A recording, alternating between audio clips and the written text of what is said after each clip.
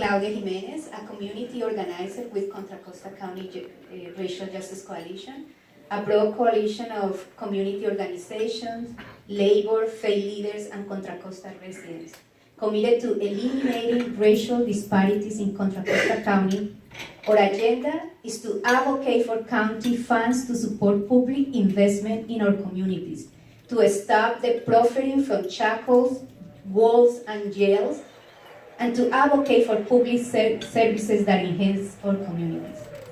People came together as a response of the movement for Black Lives Matter and our own experiences where communities of color are being over-policed. A diverse group came together to support the Public Defender Office action to support Black Lives Matter and to expose the racial disparities in our county. Although we had a district attorney, Mark Peterson, who has said publicly that Contra Costa County does not experience racial discrimination. He even wrote to the head of the Public Defender's Office after their support to Black Lives Matter that the county, quote, "We train, teach, and practice the notion of colorblind justice because all lives matter," unquote. But what the county data shows is that even though African Americans make up 9.6% of our community, they are charged with crimes in 26% of all criminal cases. Adults, African American adults, make up 30% of people on probation, and African American youth make up 40% of people on probation. And despite of this overrepresentation in jails and probation, they only make up 7.5% of county juries. This means that people who are making the decision about their cases do not look like them. Last year, our coalition engaged over 300 people across the county to create a platform. The main issues that we heard from community members were the need to reform county criminal justice system, to support those returning home from incarceration, and to stop the criminalization of Black and brown communities. The need for housing and affordable housing, services for mental health and addiction, and civic participation to restore the voting rights for those who have been incarcerated. As part of our work, we are working on Services No Sales campaign to keep funds for services instead of incarceration. This is critical for us because if we let the county spend money on jail expansion, services will never be funded at the amount needed. And let me tell you, I cannot believe that in 2017 and after Michelle Alexander had been writing Grow the New Jim Crow and all this research that shows that jails are no good, we are here debating if a jail expansion is a good idea or not for our community. I am a resident of Richmond, and I have experienced the loss of vital services. In 2015, the county closed the only full-site hospital that we have, Doctor Medical Center. And the next year, a detox center was closed as well. Contra Costa Regional Medical Center has only 23 inpatient psychiatric beds. The sheriff's proposal is for 32 jail space for mental health treatment, and 96 to provide mental health, but only 32 are going to be for those who had more serious mentally ill. But this means more mental health space in a jail than in a community. We are criminalizing our mentally ill members. If you look at little closer to the proposal, you will find that the county will be committing one-time $25 million for construction, and every year over $5 million in operating costs.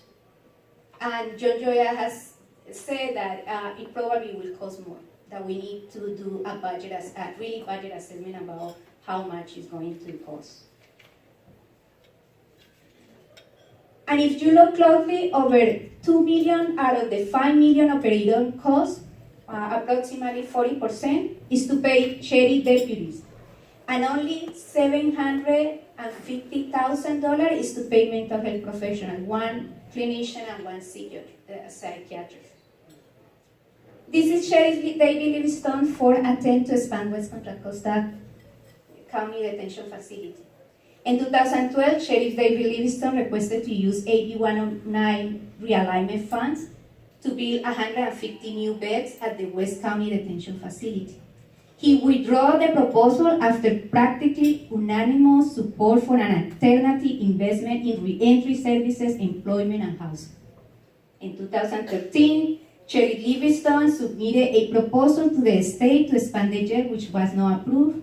Then in 2016 and 2017, despite the overwhelming opposition from residents across Contra Costa County, Sheriff David Livingston decided to apply for SB 44 funds for construction only. I want to emphasize the opposition and dismantle the false narrative that the sheriff and other county supervisors are saying that only a few people in West County are opposing the jail expansion. In fact, a plurality of voters oppose expansion of the jail. A recent poll conducted by FM3 demonstrated that in addition to opposing building more jails, 48% of Contra Costa voters oppose an expansion of West County Jail, and 34% strongly oppose it. The three cities, Richmond, San Pablo, and El Cerrito, passed resolution opposing the jail, and our campaign has been endorsed by many people, including State Senator Nancy Skinner, Supervisor John Gioia, Contra Costa Labor Council, Contra Costa Democratic Party, SEIU California State Council, California Nurses Association, and many others. We want to engage in a discussion on county priorities and that the county budget reflect these priorities. But what we see is that the sheriff's share of general fund expenditure has increased by more than 26%, while health services increased by only 1%, data from 2010 to 2015. Contra Costa County Employment and Human Services is facing over $6 million in cuts in this current budget. Social workers, healthcare and home care providers, and services for seniors, mental ill patients, young people, low-income communities, and all of us will be harmed by this. And despite this situation and the fact that we will be losing federal funds if the crazy budget proposed by the current president passes, county leaders still insist that funding the jail expansion is a good idea. Dr. Cooper said, if Contra Costans want to help people in jail who have mental health problems, we need to implement what are called diversion programs, which involve halfway houses and other community treatments as an alternative to the jail. If Contra Costa County goes ahead with Sheriff Livingston's proposal to expand the West Contra Costa Detention Facility, we will have lost the opportunity to engage in a crucial public conversation. This conversation will examine what real public safety looks like, which mental health services are most likely to improve the lives of those who suffer fiscally, and how we as a county accomplish both public safety and providing services in a fiscally responsible manner. Building more jails shows a lack of creativity and imagination, and a lack of commitment to address the root causes of the criminalization of our mentally ill people. Chris Magnus, a former chief of police in Richmond, opposes the jail and has stated that community won't be safer by building more jails. Pima County organized a conference on decriminalizing mental illness that brought criminal justice workers, law enforcement officers, and behavioral health experts together to discuss treatment rather than jail terms for those suffering from mental health and substance abuse. Of course, Chief Magnus attended that. We can do this here before we expand 460 beds in cages in West County. We need to engage in a conversation about how to resolve the overcrowding and improve the condition in Martinez, but the answer does not necessarily have to be building a new jail. Prison Law Office has been engaging in conversation with the county and sheriff about this. Some of the recommendations are reduce the population of pre-sentence prisoners in jails. 68 of people in jail are pre-trial. Invest in community health. Invest in front-end diversion program. Revise the antiquated jail classification system in order to facilitate the movement of prisoners from Martinez to West County and Marsh Creek facilities. End the ICE contract will free up 20% or 225 beds of West Contra Costa Detention Facility. Also, we are advocating for the county to do an independent assessment. The county commissioned HDR to prepare its 2015 jails needs assessment, a report required of any county planning to build a new jail and submitted with sheriff's application for construction funding. The HRD report assumes that the county will build a new jail and does not rigorously assess more effective and cheaper alternatives to incarceration. HDR is a private for-profit global firm providing engineering, architecture, and construction services. HDR is not qualified and as an independent of Contra Costa County's need. Will HDR also be the design or build the jail? State Nancy, and I will finish with this. State Nancy Skinner has introduced a budget resolution that will transfer $85 million for jail expenditure to build mental health treatment facilities in the state. We are asking our county supervisor to support this proposal. Think about a new jail in 10 years. We will have 460 additional jail beds to fill and pay for. We don't believe that the modules at Martinez will be closed forever and we won't have overcrowding problems anymore. There is a lack of trust for leaders in the criminal justice system. We have a DA who got fined of $45,000 for illegally spending $66,000 of campaign funds.